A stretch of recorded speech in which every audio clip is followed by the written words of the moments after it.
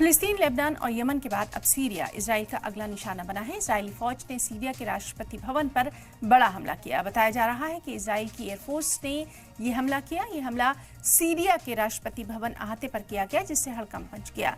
UN ने सभी फरीकीन से अपील की कि वो जंग खत्म करें, ज्यादा सब्र रखें और हालात को दीगर बिगड़ने से रोकें।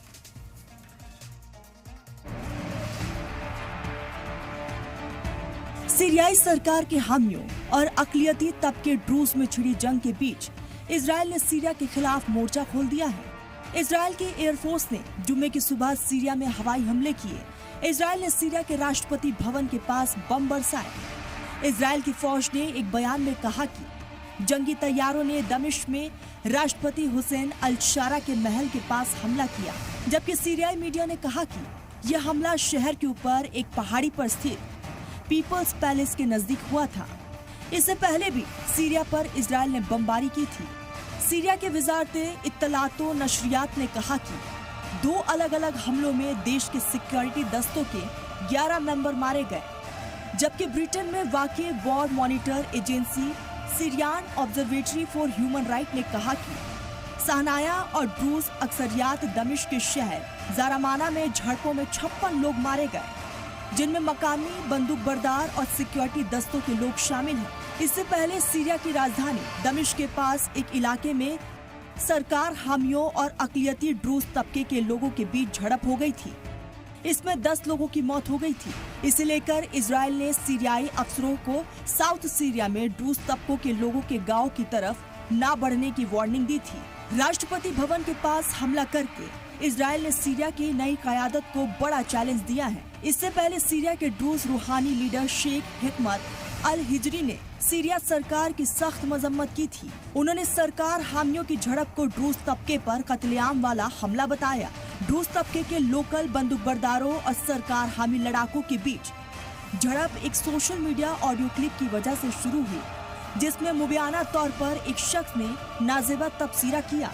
इस ऑडियो को एक ड्रूज मौलवी से जोड़ा गया, लेकिन मौलवी ने इस इल्जाम से इनकार किया। वाजे रहे ड्रूज मजहबी तबका एक अक़लियतों का ग्रुप है, जो 10वीं सदी में शिया इस्लाम की एक ब्रांच इस्माइलिज्म की ब्रांच के तौर पर शुरू हुआ था। दुनिया भर में तकरीबन 1 मिलियन ड्रूज में से आधे से ज्यादा सीरिया में रहते हैं। ज्यादातर साउथ स्वेदा सूबे और दमिश्क के कुछ शहरों में रहते हैं। दीगर ज्यादातर ड्रूज लेबनान और इजराइल में रहते हैं, जिनमें गोलान हाइट्स भी शामिल है, जिसे इजराइल ने 1967 के मिडल ईस्ट की जंग में सीरिया से छीन लिया था और 1981 में अपने कंट्रोल में ले लिया था।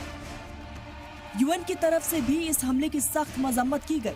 सेक्रेटरी जनरल एंटोनियो गुटेरेस ने कहा कि राजधानी दमिश्क के शहरों और सीरिया के साउथ हिस्से में हो रही तशद्दुद की खबरों को लेकर फिक्रमंद है।